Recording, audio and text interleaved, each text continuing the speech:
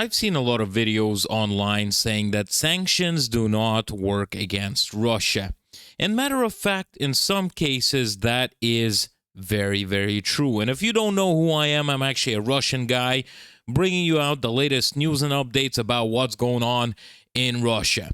Now, we're going to be talking about luxurious cars, and they are actually sanctioned from Russia. Luxurious goods are sanctioned, but somehow we see a lot of videos of luxurious vehicles ending up on the streets of Moscow and St. Petersburg and in some other provincial areas of Russia as well. And I always wondered, how does that happen? You know, there's not a lot of ways that you can bring the car in nowadays. The most popular one would be bringing the car into Armenia or Kazakhstan or Georgia and then driving it over to Russia and registering it under Russian plates. But this other way that I was actually really surprised has emerged. And this is a European way of avoiding sanctions and bringing the luxury cars inside of Russia. And I'm wondering, how is this even possible? But luxury foreign cars from European Union continue to be imported to Russia via Estonia. Yes, guys, Estonia is bringing cars into Russia. The European sanctions imposed after the full-scale invasion of Ukraine on paper banned the import of luxury foreign cars from Europe to Russia. But in fact, this did not happen. Having studied the data of the customs declaration aggregator Import Genius, I have discovered a large supply channel for VIP cars and motorcycles from Estonia. From November 2022 to April 2024, at least 142 cars and 6 motorcycles worth more than 18 million euros entered Russia through this country. Yes, guys, more than 18 million euros has entered through Estonia. This is the details about this. The first deliveries via Estonia that I have managed to find in the Import Genius date back to the end of 2022. At that time, 6 Ducati motorcycles and a Mercedes-Benz SL63 AMG convertible were imported into Russia. Another 141 cars entered the country from Estonia from the end of 2023 to April 2024. Now, the interesting part to all of this, the senders of the cars were Estonian company called Zalair and the Hong Kong Nickel. The delivery point for some of the declarations was Moscow. For the rest, Minsk, Belarus, and Baku, Azerbaijan. But the cars and motorcycles eventually ended up in Russia. This is evidenced by the list of consignees. The cars for Baku and Minsk were intended for the structure of the Avtodom group of companies. In addition, I have managed to find advertisements for the sale of 20% of these cars on the websites of Avtodom structures. Now, just a little bit of detail on this as well. Avtodom is this huge dealer company in Russia. They got stores all over the place, and they deal with luxurious cars. Avtodom and its dealership in Altufyevo, Moscow, received 3 Lamborghini Urus, 19 Porsches, 40 Audis, and 1 Mercedes-Benz. Ducati motorcycles were delivered to a mechanic at one of Avtodom's dealerships. This is really interesting, right? I mean, luxurious cars like this coming out of Estonia, and nobody was really stopping this. This is really sketchy, and how was this even possible? I thought that the sanctions are supposed to stop the bringing in of the luxurious car into Russia, but at least making it a bit more harder. But from Estonia, that sounds a bit too easy. Mercedes-Benz Russia. Until April 2023, a Mercedes-Benz distributor, then the company was bought by Avtodom, received 42 Mercedes-Benz. In particular, the company was intended for Mercedes-Benz S63 AMG, 7 Mercedes-Benz AMG G63 SUVs, and 6 Mercedes-Benz Maybach sedans.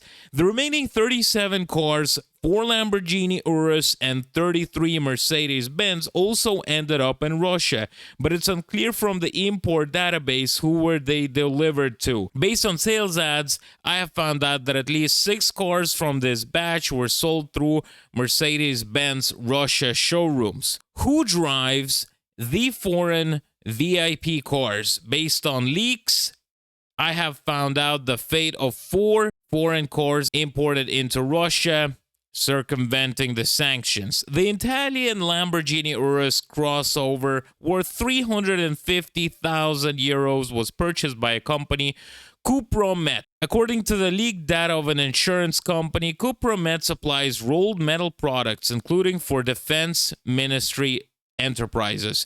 The Mercedes-Benz AMG G63 and Mercedes-Benz GLS 450D were purchased by two-man forestry company Steck. According to the data from the Fed Reserve Service, Rosneft and Gazprom are listed among the company's partners on the website. A Mercedes-Benz SL63 AMG convertible, according to the leaks, was purchased by a construction company, Remengorstroi, owned by St. Petersburg theater actor Taron Alexanyan. In May 2023, this car ran over a pedestrian in Moscow, according to some Telegram bot system. So what are we getting from this? Basically, some high-ups in the non-governmental businesses, I swear, which are all tracking back to the government institutes, government agencies, and all that stuff, because all the companies I just mentioned are basically really tight working with the Russian government. This is like the oligarchy right here. And they're the ones buying those cars from Estonia. This is unbelievable, literally. And it's not even a secret, it seems like, if it's information that I can find about. What has Estonia got to say about this? This is really interesting, and I would love to hear your guys' opinions on this, because this is just really, really wild for me that this is possible. The main supplier in this scheme was an Estonian company, Zalair. It has been transporting luxury cars since 1993, but its business really took off only when the start of the war began in 2022. The company's revenue increased 38 times to 4.3 million euros, according to the data from the Estonian Commercial Register. The company is owned by Diana Serikbayeva, who lives in Tallinn. I tried to find a bit of information on this lady, but I couldn't. I'm not sure if it's the right one or the wrong one, but the fact that this is happening is unbelievable, coming out from Estonia, bringing cars into Russia. I'm shocked. I'm lost for words that this is happening. This is a little investigation that I thought I should do, talking about this, but this is crazy. Absolutely crazy, and I hope that I did not bore you out too much with this information. Now, on the latest news, the Ukrainian armed forces have used drones for the first time to strike the main gas supplier for the North Caucasus region. Ukraine is expanding its geography of the attacks of the Russian energy. Among the targets of the night strike was Astrakhan gas processing plant, the main supplier of gas for Astrakhan region and the Russian republics of the North Caucasus. So it seems like Ukraine is trying to destroy the Russian energy sector so that people will have big troubles, getting gas, heat, electricity, and they will start asking the government questions on what the heck is going on. You're telling us on television that we are winning, we're going forward, the special military operation is in full scale, and this is not a war, this is just a little small operation that you guys should not worry about. But this really shows that this is not a special military operation. This is a full-scale war between two countries, and Russia is not having it good. Matter of fact, nobody is having it good in this whatsoever. So it's very sad because a lot of people just die in a war that was not needed whatsoever. The next thing I wanted to show you guys is a video about a girl who moved to the US and came to her homeland in Ulan-Ude and showed the real Russian life in her village. And I quote her, she says, "They're not alcoholics, they're just Russians." Let's check out this video. I have been living in the United States for many years and came to my homeland in Siberia to visit my loved ones. My friend lives in this house. She works and earns quite well. See, she even has a new fence. And here lives the mother of my other childhood friend. She also worked all her life. Now she's a pensioner. They are not alcoholics, they are just Russians. This house is in the city center. It's a historical monument. It can't be demolished, but no one wants to restore it, allocating money from the budget. And by the way, people live here. Of course, there are also new buildings, probably built by private owners. And of course, like everything in Russia, for sure, the city center is all polished and restored like this central square. But many people continue to live in houses like this. How about that, Elon Musk? A toilet with a hole in the floor, it's minus 40 degrees outside. I'm not just surprised, I'm really shocked by some commentators who sometimes write to me saying everything is fine here. You are trashing Russia, you are not a patriot, but is showing how people really live trashing your country. I actually love my homeland and it upsets me. Unbelievable, you know, and I really understand what she means. A lot of people are saying that she's not patriotic, blah, blah, blah. That's what people tell me. You know, you're not patriotic. You just hate on your country. No, I do not. First of all, I show the reality of what's going on. Obviously, I cannot just give you out the information without my own opinions. But matter of fact, anybody can make their own opinions on watching my videos. I'm just really sad at what's going on with my own country. And I'm just trying to spread the information out to every single one of you. And I really hope for the best for it one day. I hope that the government changes and everything is just going to become great.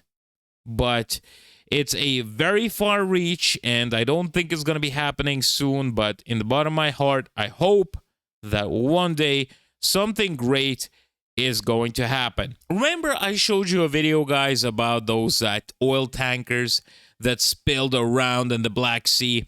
And a lot of people were joking about the fact, oh, you know, there's oil now and in the sea, so now it's definitely a Black Sea. But it's very sad because, first of all, you know, you got the fishes swimming, which are dying.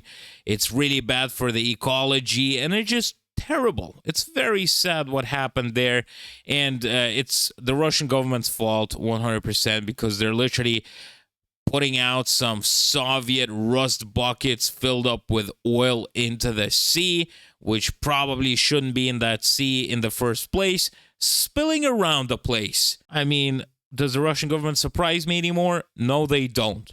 But they couldn't clear all that out, you know, because that oil is really thick and it went down and went onto the sandy ground of the sea, and they're predicting that stuff should come up and go onto the beaches. So in Anapa, they are preparing for the fact that with warming, the fuel will rise from the bottom and go to the beaches. They will try to stop it with the help of a ditch dug along the coast. Yes, guys, they're digging a ditch along the coast to do that. But how is that gonna work? I'm not sure, because the last time I was building dig outs on a beach, that stuff just gets destroyed in a second because of the waves and stuff like that. And I'm pretty sure that is not how you treat a huge catastrophe like this. Environmental catastrophe, you do not deal with it like this, but in Russia, I guess you do. The interesting part about this is that the analysis of the soil samples along the coast showed that the content of the dangerous carcinogen benzopyrene exceeds the norm more than 20 times. That is very, very big, guys. You literally have higher chance of getting cancer breathing that stuff, touching that stuff. It's highly toxic, and it's spilled in the Black Sea, and it's just unbelievable, absolutely unbelievable. How can they do this? Honestly, I have no explanation to this. It's just very sad. It just shows the level of corruption in the naval part of Russia and Russia in general, and what Putin has really brought Russia to. A very, very sad reality. Thank you very much for watching today's video. I hope you have found it informative, and if you did, don't forget to hit the like button and subscribe to the channel. Thank you very much, guys, and I will see you next time.